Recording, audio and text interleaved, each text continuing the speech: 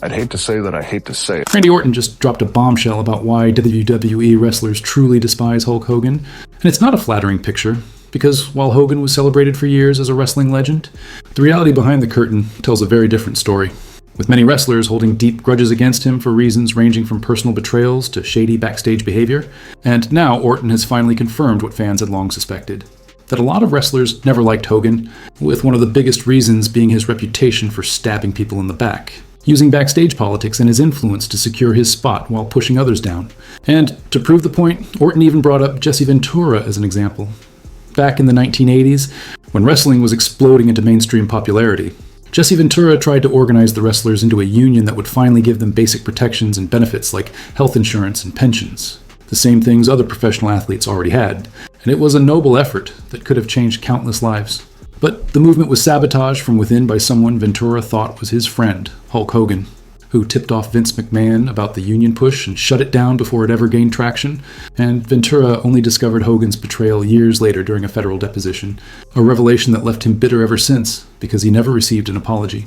And this wasn't just a business disagreement or clash of opinions, it was personal.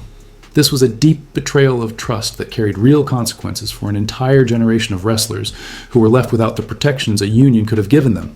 And Hogan's pattern of behavior didn't stop there, as even legends like The Undertaker had their issues with him.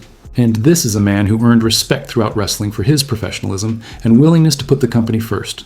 Yet, during their 1991 Survivor Series match, when Undertaker defeated Hogan for the WWE Championship, Hogan later claimed that Undertaker's tombstone pile driver had injured his neck. A statement that terrified the young rookie into thinking his job might be at risk. But after reviewing the footage, Undertaker realized the move had been executed perfectly, and believed Hogan had lied just to protect his own image. And years later, in a 2020 ESPN interview, Undertaker confirmed those feelings of resentment still lingered. There's a few haters out there. Here was one of wrestling's most respected veterans, a man who spent his entire career making others look good, accusing Hulk Hogan of gaslighting him just to protect his own reputation. And if The Undertaker, a figure known for his calm words and professional demeanor, was willing to go public with such claims, it spoke volumes about how serious the issue really was. But the story didn't end there, because after The Undertaker came Bret Hart, the excellence of execution. I was devastated. And the whole deal was a setup from the whole get. Bret Hart has never hidden his disdain for Hogan, and much of it came from a 1993 incident where Hogan allegedly refused to drop the WWE Championship to him, dismissing Hart as not being in his league, and instead choosing to lose the title to Yokozuna in an overbooked finish that derailed Hart's rise as the next top star. But these weren't just isolated grudges or personal vendettas. They revealed a clear pattern of behavior, showing that Hogan was willing to use his power and influence to protect his own interests, no matter the cost. Do I like Hulk Hogan? No, I don't. I think he's a phony piece of shit. In his exclusive interview with ABC's Amy Robach, Hogan tried to explain the context behind his remarks, portraying himself as a broken man at his lowest point. But even as he attempted to repair his image, the damage was already beyond fixing, and the wrestling community responded swiftly and decisively. I was at the lowest point of my life. My personal life was destroyed. I was very mad at my daughter. I was upset over a situation that happened between her and her boyfriend, and I had no idea I was being taped. I was to the point where I wanted to kill myself. I sat in my bathroom by myself when my ex-wife was gone and the kids were gone, and I was completely broken and destroyed. The response from WWE was immediate and unlike anything seen before, as the company cut ties with Hulk Hogan, firing him outright and erasing the legendary career he had spent a lifetime building. Are you a racist? No, I'm not. I'm not a racist. I never should have said what I said. It was wrong. I'm embarrassed by it. But a lot of people need to realize that you inherit things from your environment. And where I grew up was South Tampa, Port Tampa, and it was a really rough neighborhood, very low income.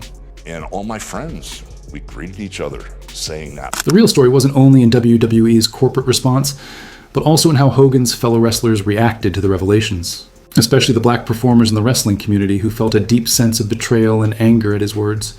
With the New Day, one of WWE's most popular groups, releasing a joint statement opposing Hogan's eventual reinstatement by saying his apology didn't feel genuine, and they even refused to appear in his comeback segments to show their disapproval.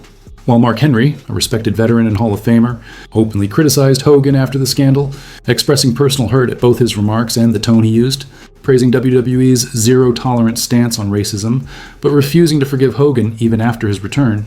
And this wasn't just about political correctness or public relations. It was about wrestlers who had stood by him, trusted him, and considered him a colleague, some even a friend, only to feel completely betrayed. Wrestlers who once considered Hogan a I was totally shocked because I've worked with the WWE for almost 30 years off and on, and then all of a sudden, everything I'd done, my whole career, my whole life, was like it never happened. Your image, your likeness, your name erased. Yeah, like I'd never existed. The segment that aired on Saturday night's main event perfectly captured why this feud was so compelling on the surface, with Randy Orton playing the cocky, disrespectful heel who seemed to show Hogan respect while targeting what mattered most to him, his family, creating a storyline that cut deeper than typical kayfabe.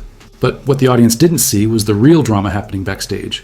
Because according to multiple reports, the original creative plan was for Orton to defeat Hogan at Summerslam 2006, a finish that made perfect sense for the legend killer gimmick, and for Orton's rise as a main event star in need of a career-defining victory.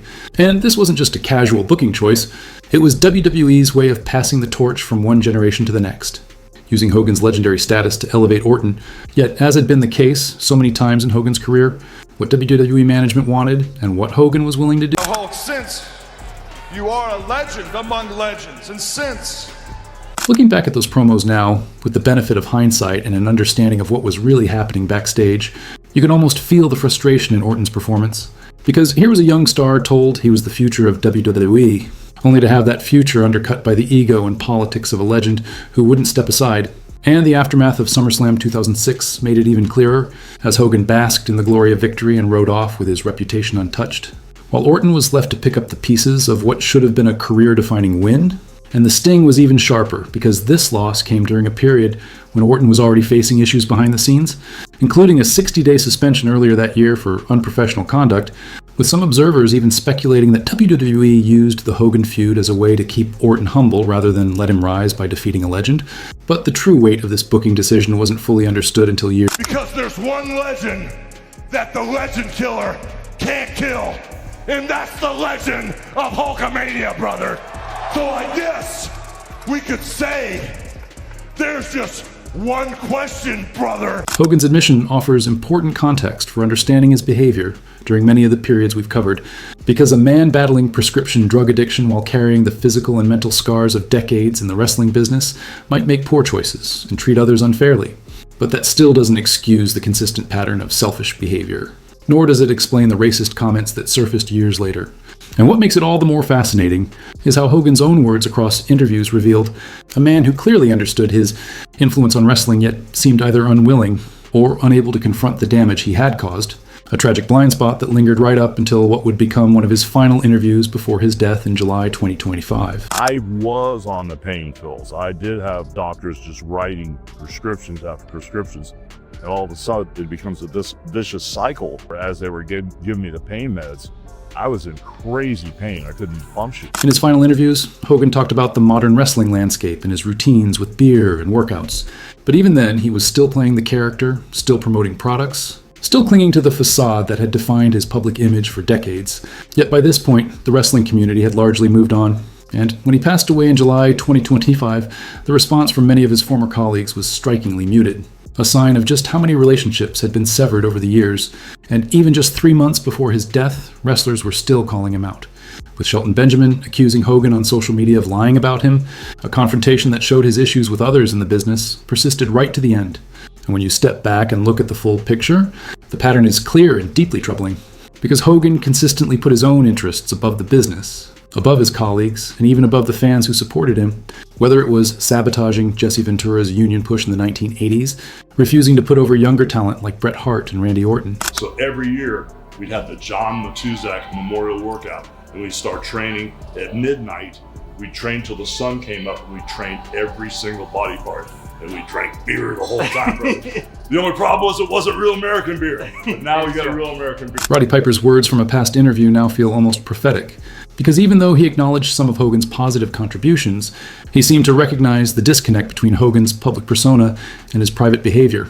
And that's how bad things had become, since wrestling has always been built on the idea that what happens in the ring matters more than what happens backstage, with fans expected to suspend disbelief, buy into the characters and storylines, and ignore the politics and personal drama.